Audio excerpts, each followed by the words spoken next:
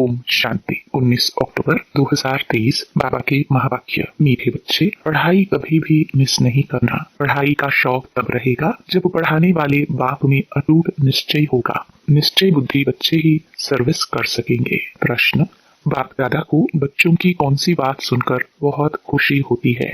उत्तर, जब बच्चे सर्विस समाचार का पत्र लिखते हैं, बाबा आज हमने फलाने को समझाया, उसको 2 बाप का परिचय दिया, ऐसे ऐसे सेवा की, तो बाबा उन पत्रों को पढ़कर बहुत खुश होते हैं। याद प्यार व खुश खैराफत का पत्र लिखने से बाबा का पेट नहीं भरता। बाबा अपने मददगार बच्चों को देख खुश होते हैं, इसलिए सर्विस करके समाचार लिखना है।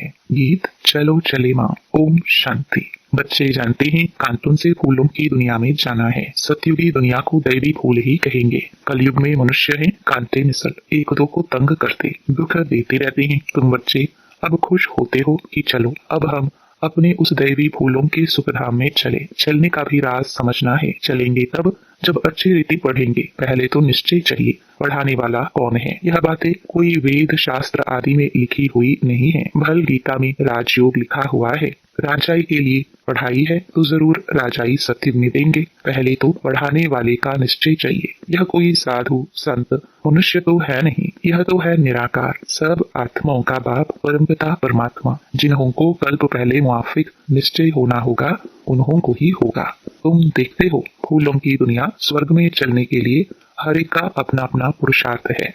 पहले जब निश्चय हो तो झट पढ़ाई में लग पड़े। शास्त्रों में कृष्ण भगवान वाच लिख दिया है, साथ साथ लिखा भी है रुद्र ज्ञान यज्ञ। अब यह तो ज्ञान की बातें हो गई। मनुष्यों ने फिर श्री कृष्ण को काठ की मुरली दे दी है। गायन भी है ना, तेरी मुरली में जादू है खुदाई। अब काठ की मुरली में तो खुदाई जादू हो ना सके, वह तो मुख से मुरली बजा सकते हैं। श्री कृष्ण का बचपन ही दिखाते हैं, आपस में खेलते कूदते रहते हैं। यह बातें बड़ी समझने लायक हैं। यह तो बच्चे समझ गए हैं कि यह बरोबर राजयोग है, अर्थात राजाई प्राप्त करने की पढ़ाई कराने वाले के साथ योग। वह सम्मुख आकर पढ़ाते हैं। इसमें काठ के मुरली की कोई बात नहीं। यह बातें ही निराली हैं। यह किसको भी पता नहीं है कि निराकार भगवान स्वयं आकर पढ़ाते हैं। श्री कृष्ण के लिए भी कहते हैं उनकी मुरली में खुदाई जादू है, तो खुदा और हो गया ना। श्री कृष्ण को खुदा नहीं कहेंगे, खुदा तो खुदा ही है। उनको ही जादूगर कहते हैं। जादूगर स्वयं आकर जादूगरी दिखलाते हैं, साक्षात्कार कराते हैं, फिर भी ऊंच पद प्राप्त कराने लिए पढ़ाते हैं। मीरा ने भी वैकुंठ देखा और डांस की, परंतु वह राजयोग नहीं सीखी। राजयोग की बात कोई भी शास्त्र में नहीं है। मीरा को पढ़ाने वाला तो कोई नहीं था। मीरा का नाम भी भक्त माला में है। यह है ज्ञान माला। रात दिन का फर्क है, तुम समझ गए हो। हम जितना ज्ञान उठाएंगे उतना ऊंच बनेंगे। बरोबर भक्त माला भी है, उनमें भी नंबरवार हैं। उन्हों के नाम तो मशहूर है। यह ज्ञान कोई में भी नहीं है तो समझाना चाहिए। यह ज्ञान देने वाला वह अथॉरिटी बाप है, जिसके लिए कहा जाता है ब्रह्मा मुख कमल से ब्राह्मण रच।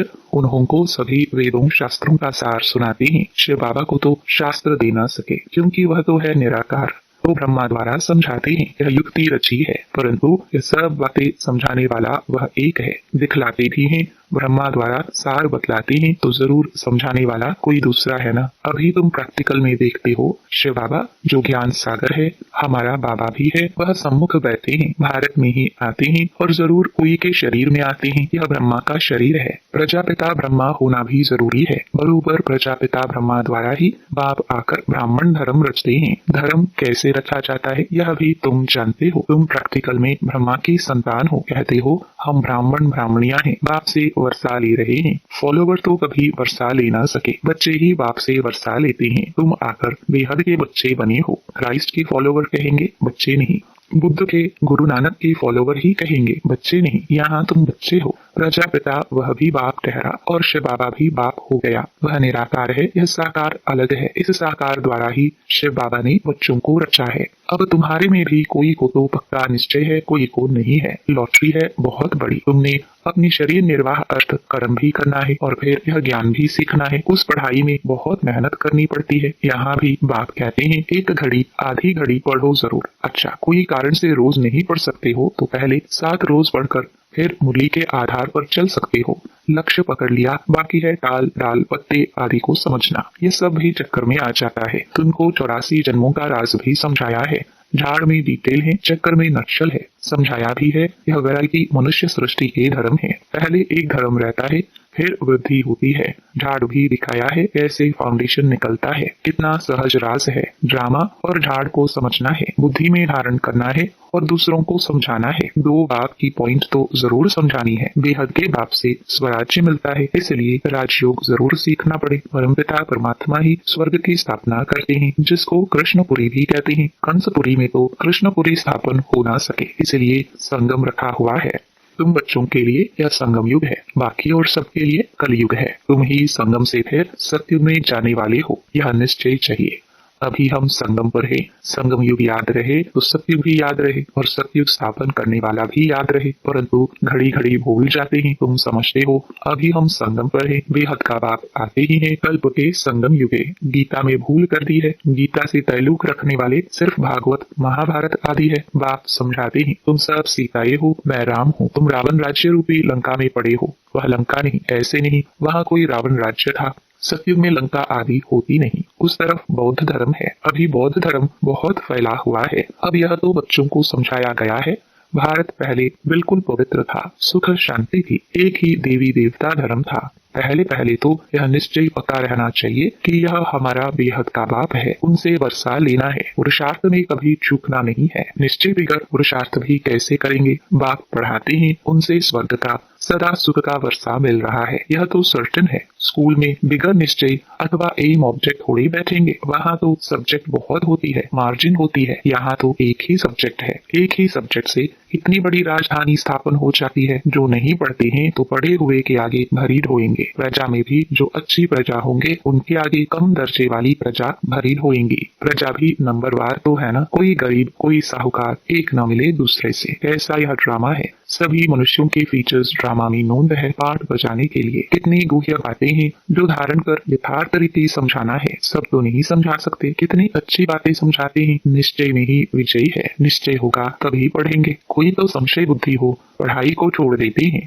अहो माया झट तूफान लगाए संशय में डाल देती है। संशय बुद्धि विनश्यंती। चढ़े तो चाके वैकुंठ रस, गिरे तो चकनाचूर। फर्क तो बहुत है, गिरे तो एकदम चंडाल, चढ़े तो एकदम बादशाह। सारा पढ़ाई पर मदार है। आगे कभी सुना कि निराकार शिक्षक कैसे होता है। अभी शिव बाबा द्वारा तुम सुनते हो, तुमको निश्चय हुआ है मैं तुम्हारा बाप हूँ, पतित पावन भी हूँ, नॉलेजफुल भी कहते हो। नॉलेज से चक्रवर्ती राजा बनना है, यह निश्चय होना चाहिए ना। निश्चय में ही माया विघ्न डालती है। दुश्मन सामने खड़ा है, तुम जानते हो माया हमारी दुश्मन है। घड़ी घड़ी धोखा देती है, पढ़ाई में संशय डाल देती है। संशय में आकर बहुत बच्चे पढ़ाई को छोड़ देते हैं। पढ़ाई को छोड़ा गोया बाप टीचर सतगुरु को भी छोड़ दिया। वह तो गुरु बदलते रहते हैं, अनेक गुरु करते हैं, यह तो एक ही सतगुरु है। यह अपनी महिमा नहीं करते हैं, बाप अपना परिचय देते हैं। भक्त लोग गाते हैं ना शिवाय नमः, तुम माता पिता, लेकिन जानते कुछ भी नहीं, सिर्फ कहते रहते हैं, पूजा करते रहते हैं। तुम अभी जान गए हो शिव कौन है। शिव के बाद फिर आते हैं ब्रह्मा सरस्वती, लक्ष्मी नारायण बाद में आते हैं। पहले शिव बाबा, फिर ब्रह्मा विष्णु शंकर। बाप कहते हैं मैं पहले पहले ब्रह्मा में प्रवेश करता हूँ, इनको पहले रचता हूँ। ब्रह्मा द्वारा स्थापना कर फिर ब्रह्मा ही विष्णु बन पालना करते हैं। यह सब पॉइंट्स नोट करनी चाहिए, फिर इसको समझाने की कोशिश करनी चाहिए। कोई तो बहुत अच्छा समझाते हैं, बाबा की तो बात ही अलग है। कभी शिव बाबा समझाते, कभी यह भी समझाते हैं। तुम हमेशा समझो शिव बाबा समझाते हैं। शिव बाबा को याद करने से विकर्म विनाश होते हैं। तुम समझो शिव बाबा इन द्वारा नए नए पॉइंट्स सुनाते हैं, बड़ी युक्ति से समझाते हैं। तो बच्चों को समझना भी चाहिए। पहले तो निश्चय करना है। 7 रोज में भी रंग अच्छा लग सकता है, परंतु माया भी बहुत तीखी है ना।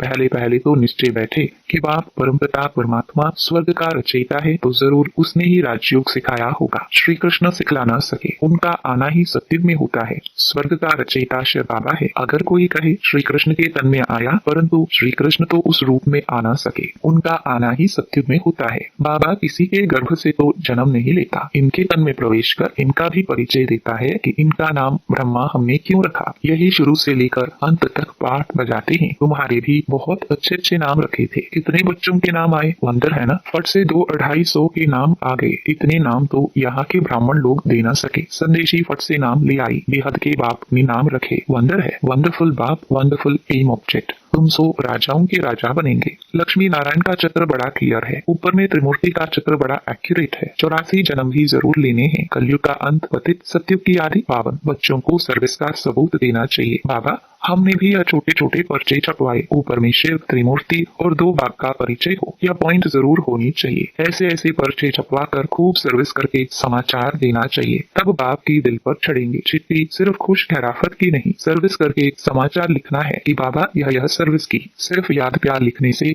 बाबा का पेट क्या भरेगा। आज फलाने को समझाया, आज पति की सर्विस की, बहुत अच्छा, खुश हुआ। ऐसे ऐसे सर्विस की समाचार बाबा को लिखना है। 2 बाप की पॉइंट मुख्य है। बेहद का बाप है ही स्वर्ग का राज्य भाग्य देने वाला। तुम कितने मीठे मीठे बच्चे हो। बाप समझाते हैं, यह सब एडॉप्टेड चिल्ड्रन हैं। इतने सब तो धर्म के बच्चे ही हो सकते हैं, वह धर्म के फॉलोवर्स होते हैं। यहाँ तुम बच्चे हो। बाप भी ऐसे बच्चों को देख खुश होते हैं। यह सब हमारे बच्चे हैं। अभी अंत का पाठ बजा रहे हैं। स्वर्ग की स्थापना में मदद करने लिए मेरे साथी बने हैं। यह है रुद्र शिव बाबा का राजस्व अश्वमेध ज्ञान यज्ञ। शिव बाबा स्वर्ग की स्थापना कैसे करते हैं? पहले ब्रह्मा और ब्राह्मणों द्वारा रुद्र ज्ञान यज्ञ रचते हैं, जिससे स्वर्ग की स्थापना होती है। तो जरूर ब्राह्मण को ही यज्ञ संभालना है। अच्छा, मीठे मीठे सिखिलदे बच्चों प्रति माता पिता बाप दादा का याद प्यार और गुड मॉर्निंग। रूहानी बाप के रूहानी बच्चों को नमस्ते।